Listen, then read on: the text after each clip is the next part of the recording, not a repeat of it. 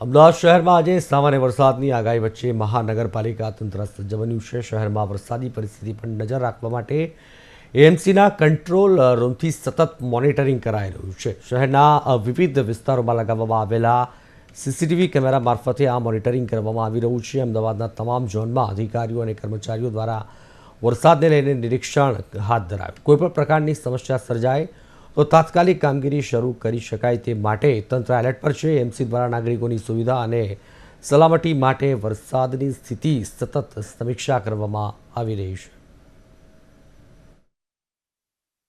વરસાદી માહોલ જોવા મળ્યો છે ત્યારે હવામાન વિભાગ દ્વારા જણાવવામાં આવ્યું છે કે ઘણા એવા વિસ્તાર છે કે જ્યાં ભારેથી અતિભારે વરસાદ વરસશે, સાથે જ રેડ એલર્ટ તેમજ ઓરેન્જ એલર્ટ પણ આપવામાં આવ્યા છે।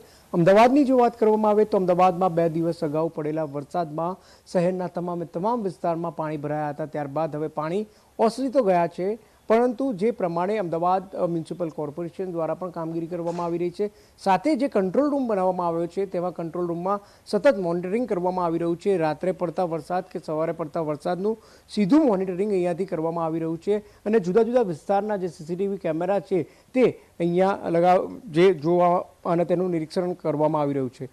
જે પ્રમાણે અમદાવાદના 7 ઝોનમાં લગાવેલા જે કેમેરા છે, ક્યાં કેટલો વરસાદ પડ્યો છે તેનું નોંધ પણ અહીંયા કરવામાં આવે છે।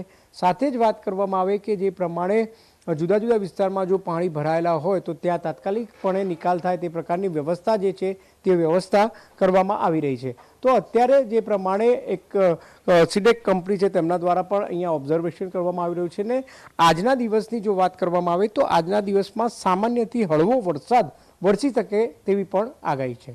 કેમેરામેન ચંદ્રકાંત વાળા સાથે બ્રિજેશ દવે, અમદાવાદ।